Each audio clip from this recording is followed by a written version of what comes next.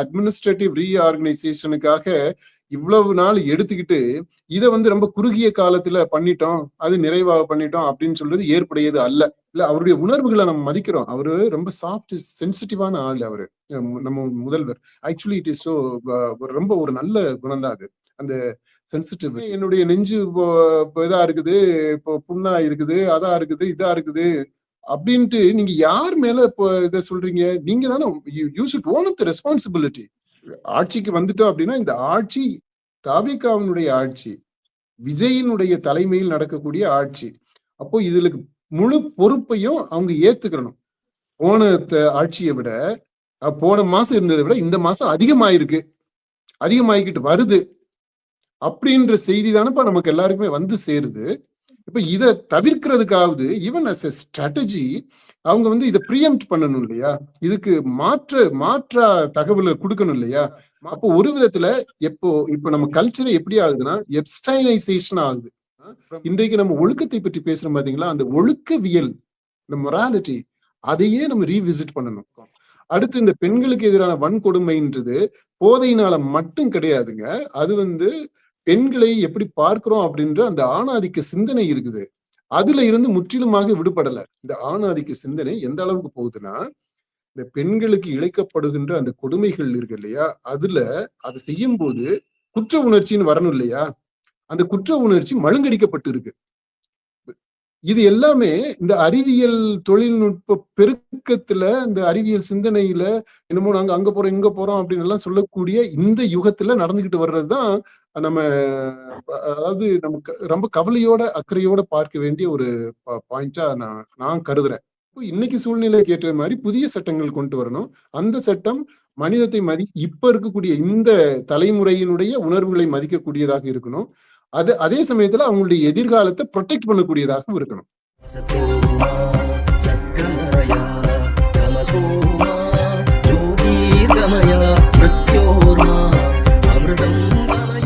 முதலமைச்சர் விஜய் பேசின விஷயங்களை பாக்குறதுக்கு முன்னாடி நான் எக்ஸ பாத்துட்டு இருக்கிறப்போ ஒரு பதிவு எனக்கு பட்டுச்சு. முதல்வர் விஜய்கான பேச தெரியாதுன்னு சொல்றீங்க, அவருக்கு எங்க எப்படி பேசணும்னு தெரியும், ஒரு முதல்வரா பேசக்கூடிய திருச்சியில பேசினாங்கல்லப்பா, அந்த கூட்டத்துல பேசுனது ஒரு முதலமைச்சர் இந்த மாதிரி பேசுறாரு அப்படின்னு சொல்லி விமர்சனங்களா வருது. அத இது பண்ணிட்டு சொல்றாங்க, இவர் எவ்வளவு சாஃப்டா ஒரு அரசு நிகழ்ச்சியில அப்படியே முதல்வருக்குரிய தோரணையிலே எப்படி பேசுறாரு, இவரை நீங்க பேச தெரியாதுன்னு சொல்றீங்க அப்படிங்கிற மாதிரி அதுல ஒரு பதிவு போட்டிருந்தாங்க. ஆமா, சூப்பரா தான் சொல்லியிருக்கிறாங்க. அதாவது அந்த டிஃபரன்ஸ் இருக்கு. அதாவது அவரு பிரச்சாரத்துல பேசும்போது அல்லது திருச்சியில பேசல, கட்சி கூட்டத்துல அவரு பேசும்போது, ஆக்சுவலா அது கட்சி கூட்டம் கிடையாது, திருச்சியில நடந்தது மக்களுக்கு, பொதுமக்களுக்கு நன்றி அறிவிக்கக்கூடிய விழா. அதனால அந்த திருச்சியை நம்ம கணக்குல சேர்க்க கூடாது. இவர் அது கூட எடுத்துக்கீங்களேன், ஒரு முதலமைச்சரா, ஆனா ஒரு கட்சியினுடைய தலைவராக கூட இல்ல, அந்த தொகுதியினுடைய எம்எல்ஏவா அப்படி போய்தான் அந்த தொகுதி மக்களுக்கு நன்றி சொல்ல போறாரு. அதுல அவர் பேசினது, அவரை தொகுதி எம்எல்ஏ அப்படின்னு எடுத்துக்கிறதா, டிவிகே கட்சிக்காரர்னு எடுத்துக்கிறதா, டிவிகே கட்சியினுடைய அந்த தலைவர்னு எடுத்துக்கிறதா, இல்ல தமிழ்நாட்டினுடைய முதல்வர்னு எடுத்துக்கிறதா, அந்த ஐடென்டிட்டியில பிரச்சனைகள் இருக்கு. ஆனா அங்க அவர் பேசினது ஒரு தாவேகா காரரா தான் அவர் பேசினார். அந்த விதத்துல அந்த நீங்க சொன்ன அந்த போஸ்ட்ல சொல்லி இருக்கிறது ஓகே. அவரு கட்சி கூட்டத்துல அந்த திருச்சியில பேசுனது எப்படி பேசினாரு அப்படின்றத நம்ம பாக்குறோம். ஆனா அவர் டெக்ஸ்ட வச்சுக்கிட்டு தான் பேசுறாரு. இங்க இதுல முதலமைச்சரா இருந்து ஒரு ஒரு அரசு விழாவில் பண்ணும்போது இங்கேயும் டெக்ஸ்ட வச்சுக்கிட்டு தான் பேசுறாரு. இங்க பேசும்போது ஆனா ரொம்ப சாஃபன் பண்ணி அவருடைய குரல்லையே அந்த வேறுபாடு தெரியுது. அப்புறம் அவர் பேசுற அந்த கான்டென்ட்டுமே வித்தியாசமா இருக்கு, அந்த டெலிவரி வித்தியாசமாக இருக்கு. இந்த வேறுபாடுகளை நம்ம புரிஞ்சுக்கிறோம். இப்ப விஜய் அதனால பயங்கரமான புத்திசாலி அப்படின்றதையும் ஒத்துக்கிறோம். இவர் எந்த அளவுக்கு புத்திசாலினா, கட்சி கூட்டத்துல எப்படி வீராவேசமா பேசுவாரு, பிரச்சாரத்துக்கு போகும்போது அதை விட இன்னும் அதிகமாக பேசுவாரு. அவர் வாயில என்ன வருது அப்படின்னு தெரியாத அளவுக்கே கூட அவர் பேசுவாரு. ஒருத்தே இல்லை அப்படின்ற அளவுக்கு எல்லாம் கூட பேசுவாரு பிரச்சாரத்துல. அப்புறம் ஆட்சிக்கு வந்த பிற்பாடு பேசுற கட்சி கூட்டத்துல வீராவேசமா பேசுவாரு. ஆனா வார்த்தைகள் தவற விட மாட்டாருன்னு நினைக்கிறேன். ஏன்னா இங்க இதுல வரும்போது இப்ப ஒரு முதலமைச்சரா அரசு கூட்டத்துல பேசும்போது நிதானமா பேசுறாரு. சட்டமன்றத்துல என்ன பண்ணாரு இவரு? சட்டமன்றத்துல பெரும்பாலும் அமைதியாக இருக்கிறாரு. இந்த மோஷனை பத்தி, அதாவது no confidence motion, confidence motion, இந்த மாதிரி கான்பிடன்ஸ் மோஷன் தான் அதை பத்தி பேசும்போது அதுக்கு பேசணும், அதை எழுதி அப்படியே வாசிக்கிறாரு. அவர் வாசிக்கும் போது கூட அவர் அந்த எக்ஸ்பிரஷனை பார்க்கணும், அப்படியே நாக்கு வறண்டு போயிருது, அப்படியே ரொம்ப ட்ரை ஆகி அப்படி அந்த அந்த அந்த இதை நீங்க பாருங்க, ரிவைஸ் பண்ணி திரும்ப ஒரு தடவை பாருங்க. அதுவும் விஜய் தான். அங்க அவ்வளவு லேக் ஆஃப் கான்பிடன்ஸ் அங்க இருக்கு. ஒரு பக்கம் உச்சம், வெறியினுடைய உச்சம், இன்னொரு பக்கம் ஓகே ஒரு பொறுப்புணர்வு அப்படின்னு நீங்க சொல்றீங்க, அதை ஏத்துக்கிறோம், ஒரு responsible head of the state.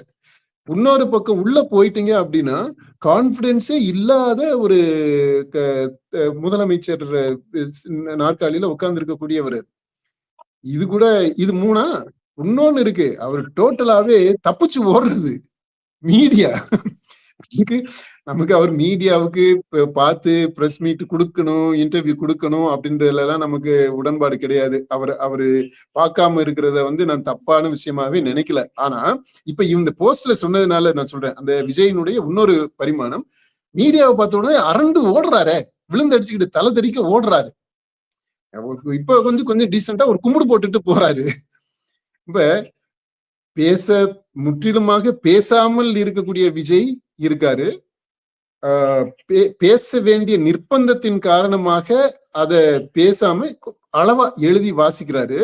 அந்த சட்டமன்றத்திற்குள்ள ஒரு விஜய் இருக்கிறாரு. அடுத்து அரசு விழாவுல பொது மக்கள் மத்தியில பேசும்போது அந்த ஒரு முதல்வராக ஒரு ஒரு டிக்னிஃபைடா ஒரு பொறுப்பா அடக்கி வாசிக்கக்கூடிய ஒருத்தரா இருக்கிறாரு. அடுத்து ஆவேசமா ஆக்ரோஷமா பேசக்கூடிய ஒருத்தராகவும் இருக்கிறாரு. இது எல்லாத்தையும் சேர்த்து அந்த போஸ்ட்ல சொல்லியிருந்தாங்கன்னா நல்லா இருந்திருக்கும். ரெண்டு மட்டும் இல்ல, இந்த விஜய் கான்பிடன்ஸ் இல்லாமல் இருக்கிற சூழ்நிலைகளும் இருக்கு, மொத்தத்துக்கே பயந்து ஓடக்கூடிய சூழ்நிலையும் இருக்கு. அதையும் சேர்த்துக்கணும். அந்த ஸ்பெக்ட்ரத்துல, அந்த கண்டினியூத்துல வீரர், சூரர், பொறுப்பாளர், அமைதியானவர், கான்பிடன்ஸ் தன்னம்பிக்கை குறைவானவர், பாய்ந்தாங்கோழி, அந்த ஸ்ட்ரெச் ஃபுல்லாவே வரணும். சரி, அடுத்து அவர் என்ன பேசினாரு அப்படிங்கறத பத்தி பாத்துடலாமாப்பா, அவர் பேசின விஷயங்கள் குறித்து. சரி, முதல்ல அவர் சொல்றது சில நிகழ்ச்சிகள் மட்டும்தான் தொடங்கி பாக்குறப்ப நம்மளுக்கு ரொம்ப நெருக்கமா இருக்கும், மனசுக்கு ரொம்ப சந்தோஷமா இருக்கும். அது மாதிரி இப்போ இந்த இருக்கக்கூடிய நிகழ்ச்சி தான் இந்த நிகழ்ச்சி அப்படின்னு சொல்லிட்டு அதை ரொம்ப சந்தோஷமா தான் சொல்றாரு. அப்புறம் பாட்டி, அக்கா, தங்கைகள் எல்லாருமே குழந்தைகள் எல்லாம் பாதுகாப்பா இருப்பதை உறுதி செய்யணும் அப்படிங்கிறத சொல்றாரு.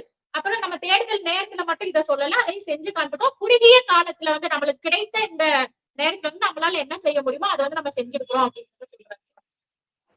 இதுல ரெண்டு விஷயம். ஒண்ணு, அந்த மகள் அப்படின்ற வார்த்தையை பயன்படுத்த மாட்டேன்றாரு. அக்கா, தங்கச்சி, அம்மா, தாத்தா, பாட்டி எல்லாத்தையுமே சொல்றவரு பாட்டின்னு ஆரம்பிக்கிறாரு, அம்மா சொல்றாரு, அக்கா சொல்றாரு, தங்கச்சி சொல்றாரு, மகளை மட்டும் சொல்ல மாட்டாரு, குழந்தை அப்படின்றாரு. குழந்தைன்றது இல்லைங்க, அது குழந்தைன்றது மகள் ஆகாது இல்லையா? அப்ப தங்கச்சியை கூட குழந்தைன்னு சொல்லலாம், சின்ன குழந்தையா இருந்துச்சுன்னா. அது இல்ல அந்த வார்த்தையை தவிர்த்து இருக்கிறாரு. அதான் சுட்டி காட்டுறேன். அடுத்தது இந்த கால தாமதம், அதாவது குறுகிய காலத்துல நம்ம செஞ்சிட்டோம் அப்படின்றாரு. இது குறுகிய காலம் இல்ல. இவரு சைன் போட்டது எப்போ? அவர் முதலமைச்சரா பொறுப்பேற்கும் போதே சைனை போட்டு கையெழுத்த போட்டாரு. அடுத்து ஒரு வாரத்துக்கு முன்னாடியே இந்த விழா நடக்கணும் அப்படின்ட்டு ஏற்பாடுகள்லாம் பண்ணிட்டு என்ன காரணம்னே சொல்லாம அதை போஸ்ட்போன் பண்ணாங்க. அதுக்கு இன்னைக்கு வரைக்கும் என்ன காரணம்ன்றது சொல்லல. அடுத்து இப்போ ஆரம்பிச்சிருக்காங்க. இப்போ 1 மாசத்து ஆயிடுச்சு. இந்த 1 மாசம்ன்றது ரொம்ப குறுகிய காலம் எல்லாம் கிடையாது. இப்ப இது புதுசா ஆளை ரெக்ரூட் பண்ணி இப்ப 2500 பேரை எடுக்கணும்னு இருக்கிறாங்க. அப்படி அந்த 2500 பேர் ஆளை எடுத்து அந்த புது ஆட்களை வச்சு நம்ம இந்த படைய உருவாக்கி இருக்கிறோம், சிறப்பு அதிரடி படையை உருவாக்கி இருக்கிறோம் அப்படின்னா இந்த காலதாமதம் அப்படின்றத புரிஞ்சுக்கலாம். அப்படி எதுவுமே நடக்கல.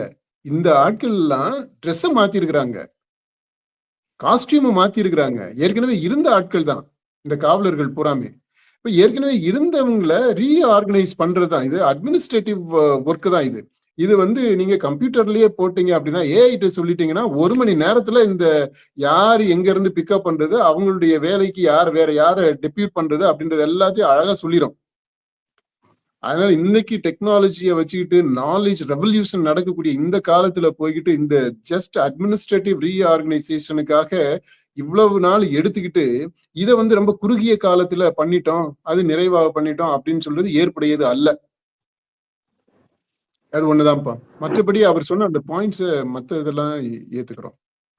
அவருக்கு இது ஒரு ரொம்ப நெஞ்சுக்கு நெருக்கமான ஒரு நிகழ்வு, நிகழ வைக்கக்கூடிய ஒரு நிகழ்வு அப்படின்றதெல்லாம் அதை நம்ம மதிக்கிறோம். அவருக்கு அப்படி இருக்கலாம்.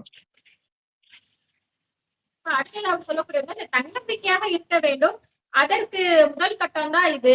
இது மனதிற்கு நிறைவை கொடுத்தாலும் சில செய்திகளை பெண்கள் பற்றி சில செய்திகளை கேட்கிறப்போ வந்துட்டு பதறுது, கண்கள் கலங்குது, அதை கட்டுப்படுத்தவே முடியல அப்படிங்கிறத சொல்றாங்க.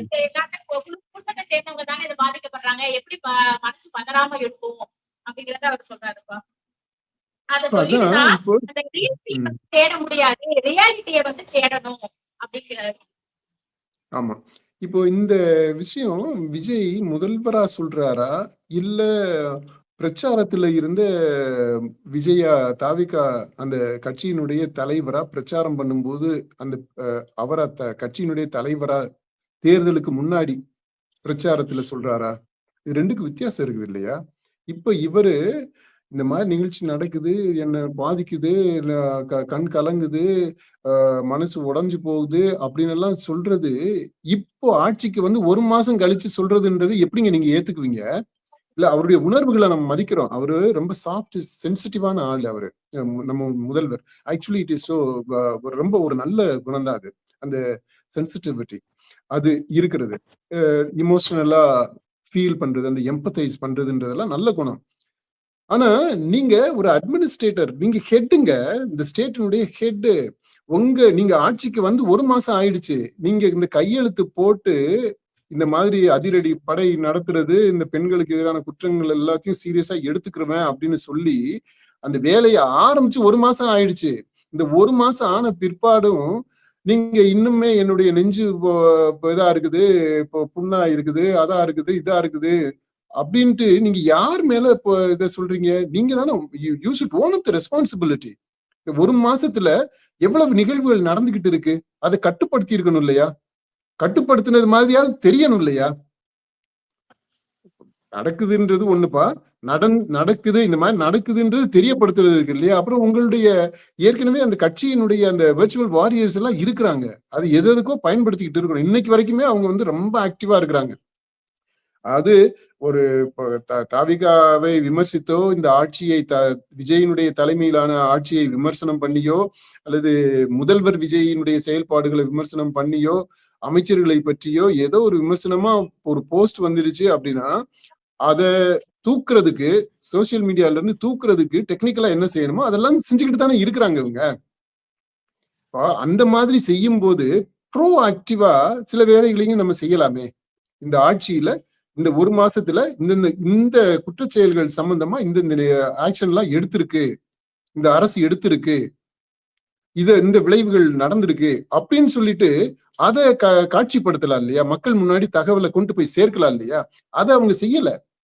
எல்லாத்துக்குமே திரும்ப சரி அது இது இந்த அளவுல நடந்துகிட்டு இருக்கு, அதனால இதுக்கு பொறுப்பை எடுத்துக்கிறணும் விஜய். அப்படி இல்லாம மனசு உருகிறதுன்றது புரிஞ்சுக்கிறதா முடியுமே தவிர தட் டஸ் நாட் கண்டோன். அதாவது இந்த குற்ற செயல்கள் நடப்பதை பார்த்து கொண்டிருப்பதை நம்ம விமர்சிக்காமல் இருக்க முடியாது.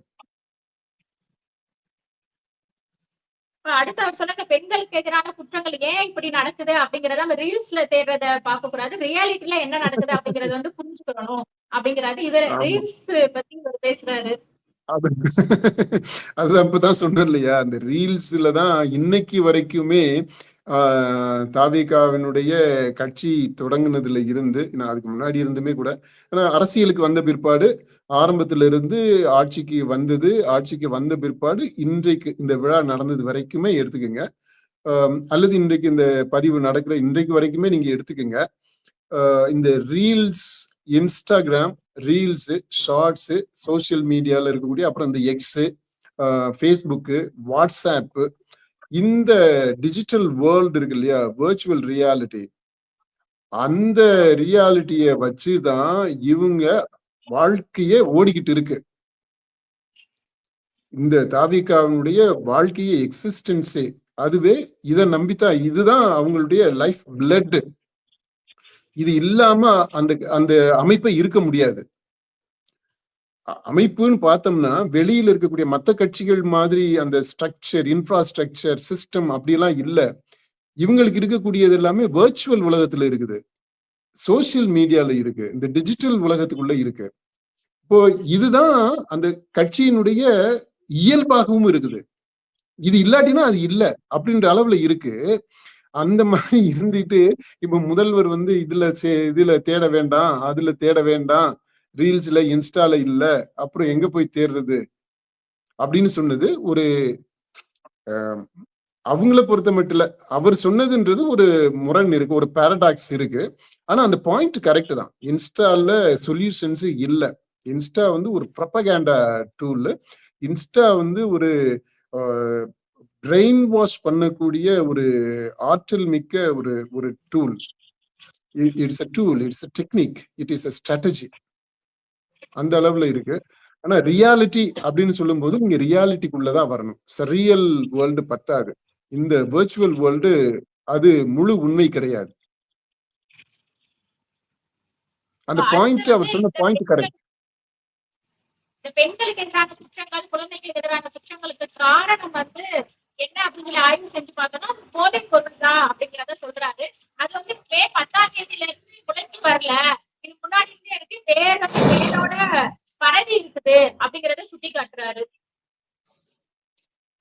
இது அதான் அந்த திரும்ப அந்த அந்த அந்த உளவியல் ரீதியான அந்த அதுல இருந்து அவங்க மீண்டு வரல இன்னுமே.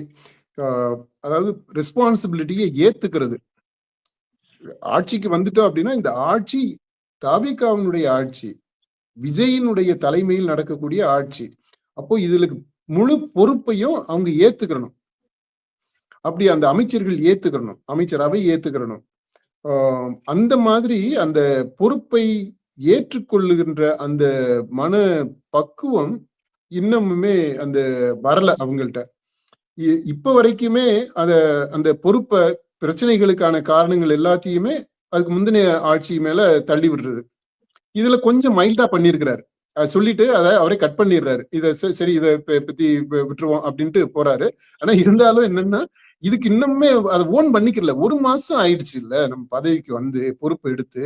அப்போ இதுல நடக்கக்கூடிய நிகழ்வுகளை கட்டுப்படுத்துறதுக்கு என்ன முயற்சிகள் செஞ்சோம் அப்படின்றத சொல்லலாம். அதாவது முழுமையாக கட்டுப்படுத்தணும்னு யாருமே எதிர்பார்க்கலங்க. நம்ம என்ன முயற்சிகள் எடுத்திருக்கிறோம் அப்படின்ற அந்த செய்தி வந்து சேரணும் இல்லையா? அப்படி முயற்சிகள் எடுத்தாங்க அப்படின்னா, எப்படி இந்த ஊடகங்கள் வழியாக மக்களுக்கு இந்த மாதிரி அதிகமாக அந்த குற்றச்செயல்கள் நடக்குது, சட்டம் ஒழுங்கு மீறல்கள் நடக்குது, பெண்களுக்கு எதிரான வன்கொடுமைகள் நடக்குது, போதை கலாச்சாரம் அதிகமாகிட்டு வருது அப்படின்ற இந்த தகவல் எப்படி மக்களுக்கு போய் சேரும்? போன ஆட்சியை விட, போன மாசம் இருந்ததை விட இந்த மாசம் அதிகமாகிக்கிட்டு வருது அப்படின்ற செய்தி தானப்பா நமக்கு எல்லாருக்குமே வந்து சேருது. இப்ப இதை தவிர்க்கிறதுக்காவது ஈவன் அஸ் எ ஸ்ட்ராட்டஜி அவங்க வந்து இதை ப்ரீஎம்ப்ட் பண்ணணும் இல்லையா? இதுக்கு மாற்றா தகவலை கொடுக்கணும் இல்லையா? அப்படி செய்யாம நாங்க இந்த மாதிரி இதெல்லாம் செஞ்சிருக்கிறோம், இதெல்லாம் செஞ்சுக்கிட்டு இருக்கிறோம், இத்தனை பேரை நம்ம அரெஸ்ட் பண்ணிருக்கிறோம், இதை பண்ணிருக்கிறோம், அந்த சட்டங்களை கொண்டு வந்திருக்கிறோம், ஏதோ ஒண்ணு அதுக்கான முயற்சிகள் நடந்துகிட்டு இருக்கு, வேலைகள் நடக்குது அப்படின்ற செய்தி வரலையே நமக்கு. இது எல்லாத்துக்கும் காரணம் திமுக காரன் தான் ஃபியூஸ் கட்டையை புடுங்கிட்டு போயிட்டான். மின்சார இல்ல அப்படின்னா திமுக காரன் தான் இதுல போய் டிரான்ஸ்பார்மர்ல தீய வச்சு விடுறேன். என்னங்கடா நீங்க இப்படியே பேசிக்கிட்டு இருந்தாக்க மக்களுக்கு எரிச்சல் ஆயிடாதா? அதுதான் ஆகிக்கிட்டு இருக்கு. நம்முடைய டிபாப்ல டிபாப் 4ல அது ரொம்ப தெளிவாகவே வருது. அதை பற்றி நம்ம விரிவா பேசி இருக்கிறோம். இப்ப இதுதான் நிலைமையாக இருக்கு. அடுத்து அவர் சொல்லக்கூடிய வந்து இந்த சட்டம் ஒழுங்கு பிரச்சனை மட்டும்தான் இதுக்கெல்லாம் காரணம் கிடையாது, சமூக ஒழுங்கு, தனி மனித ஒழுங்கு இதெல்லாமே சேர்ந்ததுதான் அப்படிங்கிறதையும் அவர் சுட்டிக்காட்டி பேசுறாருலப்பா. அது சூப்பரான பாயிண்ட்ங்க. ஆமா, இது ரொம்ப சரியான பாயிண்ட். ஆனா ரொம்ப லேட்டா சொல்றாரு. இப்ப இந்த விஷயத்த அவர் பிரச்சார டயத்திலேயே சொல்லி இருந்தாருனாக்க அந்த பிரச்சாரத்தினுடைய துணியை வேற மாதிரி போயிருந்திருக்கும், ரிசல்ட்டே கூட வேற மாதிரி வந்திருந்திருக்கும். இப்போ ஓகே, இப்போ அதை ரியலைஸ் பண்ணி இருக்கிறாங்க. அதை நம்ம வரவேற்கிறோம். இதுதான் உண்மை கூட. அதாவது சமூக உளவியல் ரீதியாக நம்ம பார்த்தோம் அப்படின்னா, இந்த போதை இருக்கு, போதையோடு லிங்க் பண்ணதா, இரண்டரை பின்னி கலந்ததா, பின்னி பிணைந்ததாக பெண்கள் மீதான அந்த வன்கொடுமை இருக்குது. அப்புறம் சட்டம் ஒழுங்கு பிரச்சனை, இது எல்லாமே ஒன்னோட ஒண்ணு இன்ட்ரின்சிக்காவே பின்னி பிணைஞ்சு இருக்கு அப்படின்ற அந்த பாயிண்ட கரெக்டா சொல்றாரு. இதுல இந்த அவர் இன்னும் கொஞ்சம் தெளிவுபடுத்த வேண்டிய விஷயம் என்ன அப்படின்னா, ஒருவேளை அவங்களுக்கு தெரிஞ்சிருக்கும். நம்ம இந்த காணொலியை பார்க்கிறவங்களுக்காக நம்ம தெளிவுபடுத்துறோம். இந்த போதை கலாச்சாரம் இருக்குது இல்லையா, இந்த போதை கடந்த சில ஆண்டுகளாக மட்டும் இல்லை, அது திமுக ஆட்சியினுடைய அல்லது அதுக்கு முந்தைய அதிமுக ஆட்சியினுடைய நிர்வாக திறமை இல்லாததுனால, சட்டம் ஒழுங்கை சரியாக கடைபிடிக்காததுனால, அந்த பயம் கொடுக்க இல்லாததுனால இந்த மாதிரி இந்த கலாச்சாரம் பரவிருச்சு அப்படின்றது இல்லை. அது ஒரு 5% 10% தான் அதுல உண்மை இருக்கும், காரணமாக இருக்கும். மீதி என்ன ஆகுதுன்னா, நம்ம இந்த குளோபலா என்ன நடக்குது, உலக அளவுல, அனைத்துலக அளவுல என்ன நடக்குது அப்படின்றத கணக்குல எடுத்துக்கணும். இந்திய அளவுல என்ன நடக்குது, அப்புறம் தமிழ்நாட்டுல பண்பாட்டு தளத்துல நுகர்வு அளவுல என்ன நடக்குது அப்படின்றத நம்ம எடுத்துக்கணும். இதுல இந்த டெக்னாலஜி அப்படின்றது ரொம்ப முக்கியமான பங்கு வகிக்குது. அதாவது இன்றைக்கு இருக்கக்கூடிய இந்த ஊடகம் இருக்கு இல்லையா, இந்த டிஜிட்டல் மீடியா வாழ்க்கையே எப்படி ஆகி போயிடுச்சுன்னா, முக்காவாசி வாழ்க்கையே நம்ம வாழ்றது எங்க வாழ்றோம் அப்படின்னா, இந்த டிஜிட்டல் உலகத்துல, வெர்ச்சுவல் உலகத்துல வாழ்றோம். நம்ம வாழ்க்கை, ரியல் யதார்த்த வாழ்க்கையே, ஒரு நாள் 24 மணி நேரம் வாழ்க்கையை நீங்க எடுத்துக்கங்க அன்றாட வாழ்வுல, அதுல பெரும்பாலான நேரம் இந்த வெர்ச்சுவல் உலகத்துக்கு போயிடுது. கொஞ்ச நேரம் தான் இந்த ரியல் உலகத்துல இருக்கு. இந்த ரியல் உலகத்துல இருக்கும்போது கூட நம்ம மனசெல்லாம் ஆக்கிரமிப்பு பண்ணிக்கிட்டு இருக்கிறதுமே இந்த வெர்ச்சுவல் உலகத்தினுடைய ரியாலிட்டிஸாக இருக்கு. இப்படிதான் வாழ்க்கை அமைஞ்சிருக்கு இன்னைக்கு. அதனால என்ன ஆயிருச்சுன்னா, இந்த மனிதர்கள் அந்த நுகர்வுக்கான அந்த தேவைகள், அப்ப நுகர்வு செய்யக்கூடிய அந்த வழிமுறைகள், எப்படியெல்லாம் நுகர முடியும், எப்படியெல்லாம் அனுபவிக்க முடியும், என்னென்ன மாதிரியான இன்பங்கள் எல்லாம் அனுபவிக்க முடியும், தூய்க்க முடியும் அப்படின்றது இருக்குது பாத்தீங்களா. இது ஒரு கட்டுக்குள்ள இல்ல, ஒரு வரமுறைக்குள்ள இல்ல. அந்த மொராலிட்டி, எத்திக்ஸ் அப்படின்லாம் சொல்றோம் பாத்தீங்களா, அந்த ஒழுக்கம் அப்படின்றது, அந்த ஒழுக்கம் அப்படின்னு மரபு ரீதியாக சொல்லி இருக்கக்கூடிய அந்த சட்டகத்துக்குள்ள இது எதுவுமே வர்றது கிடையாது. அதை தாண்டி தான் எல்லாமே போகுது. அப்படி தாண்டி போக வைக்கிறது என்னன்னா, இன்னைக்கு இருக்கக்கூடிய அந்த நம்முடைய வாழ்வியல் முறை, டெக்னாலஜியினால் உந்தப்பட்ட, டெக்னாலஜி கண்ட்ரோல் பண்ணக்கூடிய, டெக்னாலஜி இன்ஸ்பயர் பண்ணக்கூடிய, டெக்னாலஜியை டிபெண்ட் பண்ணி இருக்கக்கூடிய வாழ்வியல் முறை. இப்ப இந்த வாழ்வியல் முறையினால இந்த ஒழுக்க நெறிகள் அப்படின்றது எல்லாமே முந்தைய தகவல் யுகம், அந்த காலகட்டத்திற்கானது. இந்த தகவல் புரட்சிக்கு முந்தைய யுகம், அதுக்கான ஒழுங்கு முறைகள் தான் இது எதுவுமே இன்னைக்கு செல்லுபடி ஆகாது, அது கடந்ததா தான் இருக்கு. இது ஒரு விதத்துல சொல்ல போனா, இந்த நுகர்வு எப்படி ஆகி போயிடுச்சுன்னா, நம்ம தமிழ்நாட்டுல ஆரம்பத்துல இது வெஸ்டர்னைசேஷனாக இருந்தது. அது வெளிநாட்டுக்கார அந்த பண்பாடு தாக்கத்தை ஏற்படுத்துச்சு. ஆடையில, உணவுல, அந்த வாழக்கூடிய விதத்துல, லைஃப் ஸ்டைல்ல, வேல்யூஸ் அண்ட் ஆட்டிடியூட்ஸ்ல, இது எல்லாத்துலயுமே வெஸ்டர்ன் இன்ஃப்ளூயன்ஸ் இருந்தது. இப்போ என்ன ஆயிடுச்சு, அந்த வெஸ்டர்ன் இன்ஃப்ளூயன்ஸை தாண்டி இந்த இப்ப இருக்கக்கூடிய அந்த வெர்ச்சுவல் உலகம் என்ன பண்ணிருக்கு அப்படின்னா, இந்த வெஸ்டர்ன் கலாச்சாரத்தில் இருந்து வரக்கூடிய அந்த நுகர்வு, அது போதல, அந்த கிராட்டிபிகேஷன் வந்து பத்தல, இன்னும் புதுசா தேவைப்படுது. அப்போ என்ன ஆகுதுன்னா இது ஒரு பெர்வர்ஷன் லெவல்ல கொண்டு போய் வருது. இது வெறுமனே கிராட்டிஃபைங் நீட்ஸ் கிடையாது, நீட்ஸ் அண்ட் வாண்ட்ஸ் மட்டும் கிடையாது. இப்ப இருக்கக்கூடிய அந்த நீட்ஸ் எல்லாமே பெர்வர்ஷன்ஸா மாறிடுது. அப்ப இந்த பெர்வர்ட்னா தெரியும் இல்லையா, அந்த அதாவது இதெல்லாமே ஒரு பிறழ்வான, அதாவது ஒழுக்க நெறிகளுக்கு அப்பாற்பட்ட, ஒழுக்க நெறிகளை மீறிய இன்பங்களை தூக்கக்கூடிய போக்கு. இது இந்த எப்ஸ்டைன் ஃபைல்ஸை பத்தி நம்ம கேள்விப்பட்டோம் இல்லையா. அப்போ ஒரு விதத்துல இப்போ நம்ம கல்ச்சர் எப்படி ஆகுதுன்னா எப்ஸ்டைனைசேஷன் ஆகுது, ஃப்ரம் வெஸ்டர்னைசேஷன் டு எப்ஸ்டைனைசேஷன். அதுக்கு முதல்ல இப்போ கன்சர்வேட்டிவா இருக்கக்கூடியவங்க, இந்த 60-70 வயசுல இருக்கிற ஆட்கள் எல்லாமே இந்த ரிஜிடா ட்ரெடிஷனலா இருக்கக்கூடியவங்களுக்கு இந்த வெஸ்டர்னைசேஷன்ன்றதுவே ஒரு ஷாக்கிங்கா இருந்தது. இப்போ அதை தாண்டி இப்போ எப்ஸ்டைனைசேஷனுக்கு வந்துருச்சு. இந்த தலைமுறை வந்து எப்ஸ்டைன் தலைமுறை. இப்போ இந்த மாதிரி அந்த நுகர்வுகள் மாறுது, நுகர்வு வழிகள் மாறுது, அந்த இன்பங்கள் மாறுது, தூக்கக்கூடிய இன்பங்கள், இது எல்லாமே அந்த மொராலிட்டிக்கு அப்பால் இருக்கு. இதுல நீ எத்திக்ஸை பத்தி, ஒழுக்கத்தை பத்தி எல்லாம் இங்க பேச முடியாது. It is not applicable at all. ஏன்னா இது வேற ஒரு உலகம். இது வந்து முக்கால்வாசி வர்ச்சுவல் உலகம், கால்வாசி தான் ரியல் உலகம். அப்படிப்பட்ட ஒரு கனவு உலகம் எல்லாமே இப்போ ஒரு லீமினல் ஜோன் மாதிரி ஆகி போயிடுச்சு. எக்ஸ்டெண்டட் லீமினல் ஜோன் இந்த வாழ்க்கை நடக்கக்கூடிய விதமே. இப்ப இந்த மாதிரி இருக்கிறதுனாலதான் இந்த போதை கலாச்சாரம் அப்படின்றத நீங்க சிங்கிள் அவுட் பண்ணி அதுக்கு இதுதான் ரூட் அப்படின்னு சொல்லிட்டு அதுல தண்ணியை ஊத்தி, சுடு தண்ணியை ஊத்தி வேற வந்து பட்டுப்போகெல்லாம் வச்சிட முடியாது. அப்படி இல்லை. நான் என்ன பாக்குறேன் அப்படின்னா, என்னுடைய ஆய்வுக்கு எட்டிய வரைக்கும் போதை என்பது இருக்கும். போதையோடு வாழ்வதற்கு நம்ம பழகிக்கணும். போதையை ஒழிக்க முடியாது.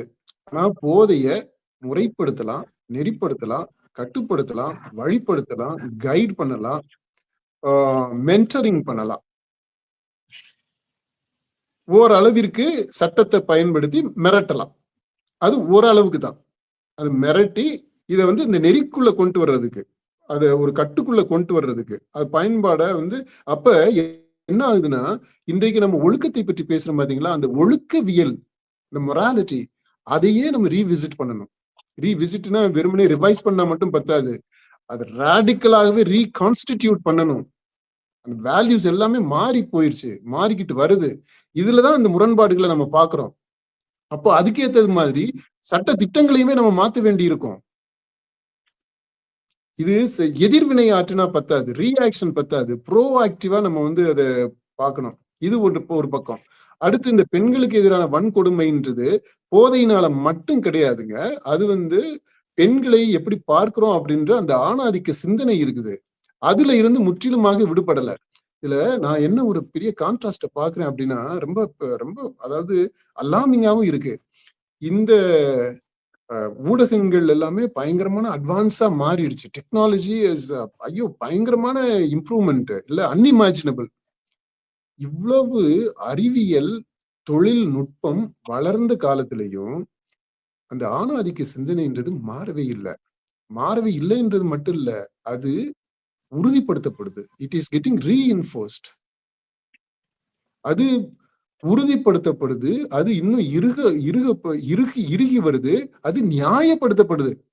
நீங்க அந்த வாட்ஸ்அப் குரூப்ஸ் நீங்க எடுத்து பாருங்க, எத்தனை இதுல வந்து நீங்க பெண்களுடைய உரிமைகளை பற்றி பேசுறீங்க அப்படின்னா, அப்ப ஆண்களுடைய உரிமை என்ன ஆகுறது அப்படின்னு பேசுற கூட்டம், அதுவும் ஒரு பெரும் கூட்டம் இருக்கு. இல்ல அப்படி பேசக்கூடாதுன்னு இல்ல, இந்த பெண் உரிமை பேசுறது எல்லாமே சரியான அணுகுமுறை அப்படின்னு நம்ம சொல்லல.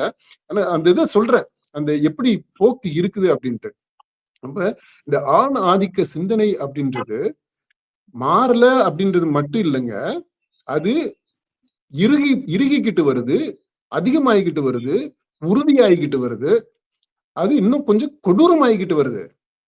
ஏன்னா இந்த பெண்களை பற்றிய அந்த பார்வையினுடைய இது இந்த ஊடகங்கள்ல இருந்து நமக்கு வருது. அது ஊடகங்கள் சினிமால தொடங்கி இந்த சோசியல் மீடியா வரைக்கும், இதுல சோசியல் மீடியா முழுக்க கொட்டி கிடக்கக்கூடிய அந்த ஆபாசம், அந்த இது வக்ரம், அது எல்லாத்தையுமே நம்ம கணக்குல எடுத்துக்கணும். இப்ப இந்த மாதிரி இது எல்லாமே என்ன சொல்லுதுன்னா, பெண்கள் வந்து ஒரு போக பொருள். அவங்கள ஈஸியா நம்ம வந்து யூஸ் அண்ட் த்ரோ மாதிரி பண்ணிட முடியும். லீகல் இம்ப்ளிகேஷன்ஸ் வந்து அதெல்லாம் அதெல்லாம் ஓகே அப்படின்றது மாதிரி அந்த அந்த மாதிரியான ஒரு ஆர்டினரியா ஆக்கி விடுறது. அந்த ஆட்டிடியூட் நம்ம இதை பத்தியும் சொல்லி இருக்கிறேன் நான். இந்த எப்படி பெரிய பெரிய மதிப்பீடுகள் எல்லாம் நம்ம சொல்லிக்கிட்டு இருக்கக்கூடியது எல்லாத்தையும் தலையில தூக்கி வச்சுக்கிட்டு இருக்கிற எல்லாத்தையுமே ஆர்டினரி ஆக்கி விடுறாங்க அப்படின்றது இன்னைக்கு சூழ்நிலை அப்படி ஆகுது. ஆர்டினரிபிகேஷன். இப்ப இந்த பெண்களை இந்த மாதிரி பால் உறவு அதுக்கு வன்புணர்வு செய்து அதுல இருந்து மீண்டு வந்துடுறது, அவங்கள தூக்கி எரிஞ்சிடுறது அல்லது அவங்கள அப்படியே டிஸ்போஸ் பண்ணி விட்டுறது அப்படின்றது எந்த குற்ற உணர்ச்சியுமே இல்லாம செய்ய முடியுது. அதுல அந்த கில்ட் ஃபீலிங்ன்றது இருக்கு பாத்தீங்களா, அது கொஞ்சம் கொஞ்சமா குறைஞ்சிக்கிட்டு வருது. இந்த ஆணாதிக்க சிந்தனை எந்த அளவுக்கு போகுதுன்னா, இந்த பெண்களுக்கு இழைக்கப்படுகின்ற அந்த கொடுமைகள் இருக்கு இல்லையா, அதுல அதை செய்யும் போது குற்ற உணர்ச்சின்னு வரணும் இல்லையா, அந்த குற்ற உணர்ச்சி மழுங்கடிக்கப்பட்டு இருக்கு. இது எல்லாமே இந்த அறிவியல் தொழில்நுட்ப பெருக்கத்துல, இந்த அறிவியல் சிந்தனையில என்னமோ நாங்க அங்க போறோம் இங்க போறோம் அப்படின்னு எல்லாம் சொல்லக்கூடிய இந்த யுகத்துல நடந்துகிட்டு வர்றதுதான் நம்ம அதாவது நமக்கு ரொம்ப கவலையோட அக்கறையோட பார்க்க வேண்டிய ஒரு பாயிண்டா நான் கருதுறேன். அப்புறம் அடுத்தது வந்து 3வது அவரு சொல்றாரு சட்டம் ஒழுங்கு அப்படின்றது. சட்டம் ஒழுங்கு அப்படின்றதையுமே நம்ம இந்த எப்ஸ்டைனைசேஷனோட தொடர்புபடுத்தி நம்ம பார்க்கணும்.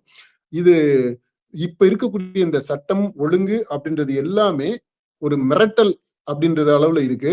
அடுத்து இன்னைக்கு இருக்கக்கூடிய அந்த சோசியல் சைக்காலஜி இருக்குது இல்லையா, அதை கணக்குல எடுத்துக்காம கடந்த காலத்துக்கு ஒரு 50 வருஷம் 100 வருஷத்துக்கு முன்னாடி எப்படி இந்த சமூகம் இருந்ததோ அந்த சமூகத்தை மனசுல வச்சுக்கிட்டு இயற்றப்பட்ட சட்டங்கள்.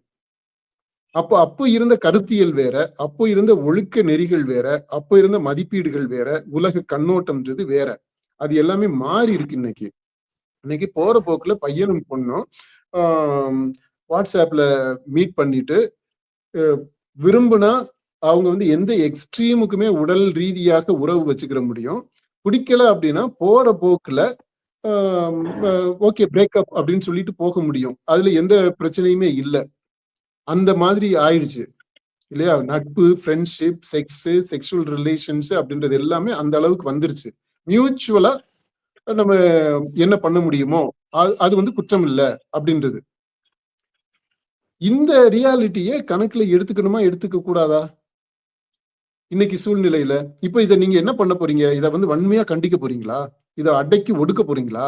இல்ல இதை புரிஞ்சுக்கிட்டு இதுக்கு ஏற்ற மாதிரி இப்ப இவங்கள நல்வழிப்படுத்தணும். அது நிச்சயமா நம்ம ஒத்துக்கிறோம். இவங்களுடைய எதிர்காலம் பாதிக்கப்படக்கூடாது. அப்போ அந்த அக்கறையோடு சட்டம் இயற்றோம் அப்படின்னா இப்ப ஏற்கனவே இருக்கிற சட்டம் வந்து பத்தாது, அதை மாற்றத்தான் வேணும். அப்போ இன்னைக்கு சூழ்நிலைக்கு ஏற்ற மாதிரி புதிய சட்டங்கள் கொண்டு வரணும். அந்த சட்டம் மனிதத்தை இப்ப இருக்கக்கூடிய இந்த தலைமுறையினுடைய உணர்வுகளை மதிக்கக்கூடியதாக இருக்கணும். அதே சமயத்துல அவங்களுடைய எதிர்காலத்தை ப்ரொடெக்ட் பண்ணக்கூடியதாகவும் இருக்கணும்.